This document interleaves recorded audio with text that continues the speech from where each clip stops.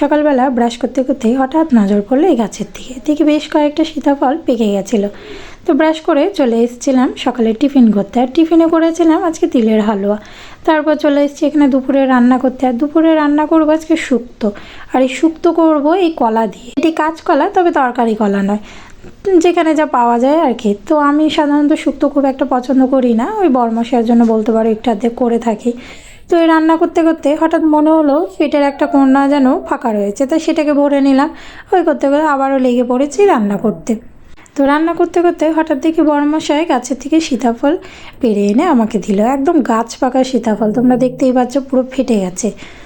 তারপর হঠাৎ দেখি রান্না প্রায় হয়ে আসতে আসতে, আমি তো শুক্তোতে বড়ি দিতেই আমার মনে নেই, এটা আমার মাঝে মাঝে প্রায় হয়েই থাকে। তো যাই হোক, আবারও বড়ি ভেজে এখানে রান্না শুরু করে দিলাম। তো আমার রান্না এখানে প্রায় রেডি বলতে পারো, রান্না নয় শুক্তোটুকু রেডি। তোমরা কি শুক্তো খেতে পছন্দ করো বলে যেও।